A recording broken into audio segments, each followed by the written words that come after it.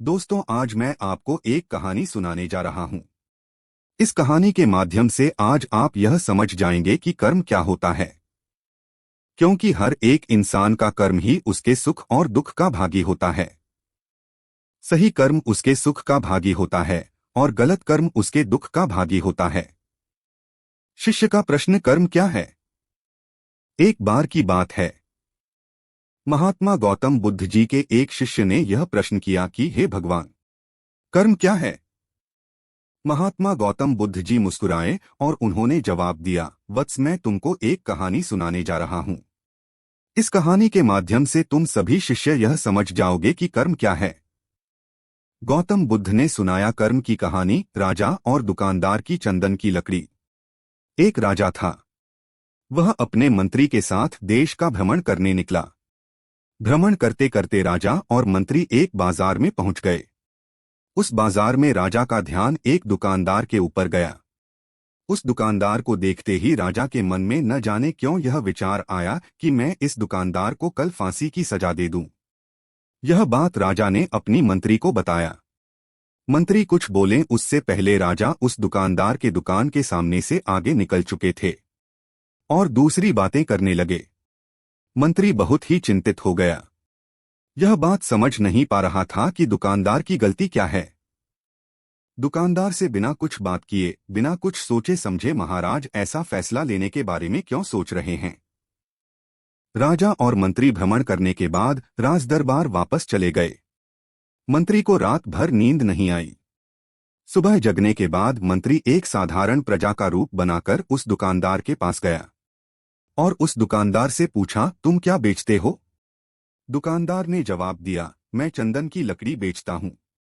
फिर मंत्री आसपास के लोगों से दुकानदार के बारे में पूछना शुरू किया। सबने जवाब दिया कि दुकानदार किसी से बोलता नहीं है, हमेशा दुखी रहता है। मंत्री को बात समझ में आ गई। मंत्री फिर वापस दुकानदार के पास गया और उस दुकानदार से पूछा, तुम दुखी क्यों रहते हो?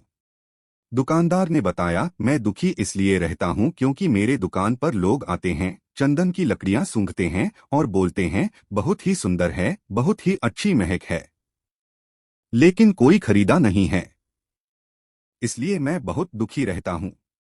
मंत्री दुकानदार की बात सुनकर खुद भी भाव विभोर हो गया। कोई भी दुकानदार दुखी क्यों न हो अगर उसके दुकान का कोई भी सामान खरीदा ना जाए जबकि सामान में कोई कमी न हो। मंत्री सोचने लगा कि यह दुकानदार अपने दुखों के वजह से इतना दुखी रहता है, परंतु राजा इस दुकानदार को फांसी पर क्यों लटकाना चाहते हैं, अर्थात राजा के मन में आए हुए विचार का उत्तर अभी तक मंत्री को नहीं मिला था। मंत्री ने फिर दुकानदार से पूछा, भाई, तब तुम क्या करोगे अगर तुम्हारे दुकान की सारी चंदन की लकड़ियां ऐसे ही रखी की रखी रह जाएंगी तो? दुकानदार ने गुस्से भाव में बोला, हाँ, मैं जानता हूं मेरी चंदन की लकड़ियां ऐसे ही रखी रह जाएंगे, कोई नहीं खरीदेगा। इसीलिए मैं सोचता हूं कि हमारे देश का राजा जल्दी से मर जाए।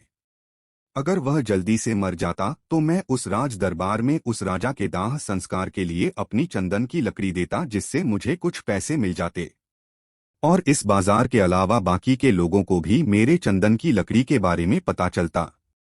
तो फिर शायद कुछ न कुछ लोग मेरी दुकान से जरूर खरीदने आते चंदन की लकड़ी।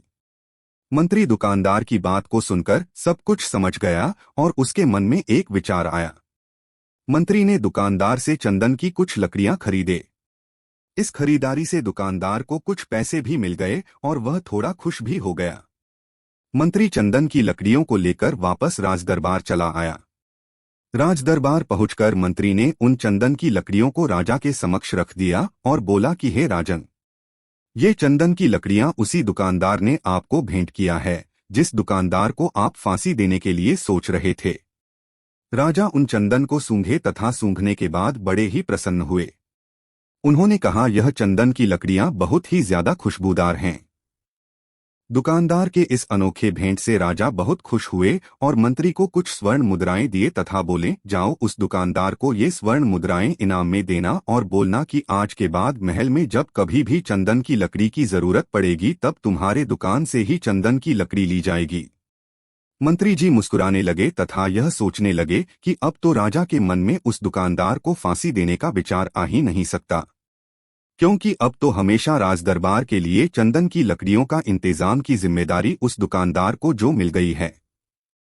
मंत्री स्वर्ण मुद्राओं को लेकर वापस दुकानदार के तरफ चल दिया।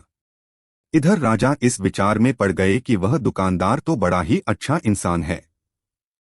जिस वक्त मैं उसके बारे में यह सोच रहा था कि मैं इसको कल फांसी दे दूंगा, तब शायद उसके मन में उस समय यह विचार चल रहा था कि राजन पहली बार मेरे दुकान के सामने आए हैं, क्यों न मैं उनको अपनी सुंदर और खुशबूदार लकड़ियों को भेंट करूं, और आज उसने मुझे भेंट भी किया।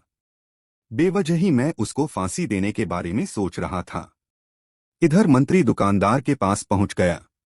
मंत्री ने राजा के द्वारा दी गई स्वर्ण मुद्राओं को दुकानदार को देते हुए कहा कि जिन चंदन की लकड़ी को कल मैं खरीद कर लेकर गया था, उन चंदन की लकड़ियों को राजा ने बहुत पसंद किया और इनाम के तौर पर तुमको यह कुछ स्वर्ण मुद्राएं दिए हैं। दुकानदार बहुत ही खुश होने लगा। साथ ही साथ मंत्री ने उस दुकानदार को यह भी बताया कि अब आज के बाद राज दरबार में जब कभी भी चंदन की लकड़ियों की जरूरत पड़ेगी तो सारी चंदन की लकड़ियां तुम्हारी दुकान से ली जाएगी। दुकानदार मंत्री की बात सुनकर बहुत ही खुश हो गया। मंत्री ने दुकानदार से पूछा, क्यों भाई, तुम तो राजा के बारे में इतना बुरा भला सोचते थे, लेकिन राजा देखो तुम्हारी कितना चिंता करते हैं। राजा कितने अच्छे हैं। राजा अपनी प्रजा के बारे में कभी भी गलत नहीं सोचते हैं।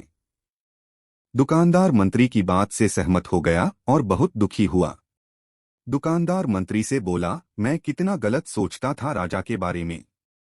राजा तो बड़े ही अच्छे हैं, बड़े ही भले राजा हैं। भगवान करे कि राजा की बहुत ही लंबी आयु हो।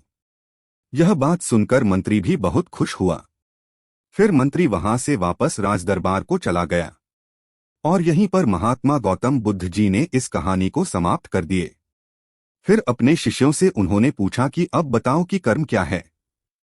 विचार ही हमारे कर्म होते हैं, गौतम बुद्ध ने कर्म का पाठ पढ़ाया। किसी शिष्य ने कहा कर्म बोले हुए शब्द है, किसी शिष्य ने कहा कर्म वाणी है, तो किसी ने कहा कर्म सोच है, तो किसी ने कहा कर्म भावना है, वगैरह वगैरह। अपने सारे शिष्यों का जवाब सुनने के बाद महात्मा गौतम बुद्ध जी ने बताया कि कर्म हर एक इंसान की खुद के विचार होते हैं। हमारे विचार जैसे रहेंगे हम वैसे ही कर्म करेंगे और उन्हीं विचारों के द्वारा की हुई कर्म हमारे सुख और दुख के लिए उत्तरदायी होंगे। अर्थात हमारे विचार अगर गलत है तो हमारे द्वारा की हुई कर्म भी गलत होगी तथा इसका परिणाम भी गलत निकलेगा। परिणामस्वरूप हम दुखी रहेंगे। अगर हमारे विचार सही रहेंगे तो हम सही कर्म करेंगे तो फिर सही फल मिलेगा, जिससे हम सुखी रहेंगे। इस कहानी से हमने यह सीखा कि अगर हमारे विचार सही रहेंगे, निष्पाप रहेंगे, तो उन्हीं निष्पाप और सही सोच की वजह से ली गई हर फैसला सही होगा। जब सही फैसला लेंगे तब वह हमारे द्वारा की हुई सही कर्म होगी। जब सही कर्म होगी तो सही परिणाम मिलेगा, जिसके वजह से हम सुखी रहेंगे, हम खुश रहेंगे। तथा इसी जगह पर अगर हमारे विचार गलत रहेंगे तो हमारे द्वारा ली गई फैसला भी गलत होगी और किया गया कर्म भी गलत होगा, जिसे दुष्कर्म कहा जाता है, और उन्हीं दुष्कर्म के वजह से परिणाम भी गलत मिलेगा। जब दुष्परिणाम मिलेगा तब हम दुखी रहेंगे, परेशान रहेंगे।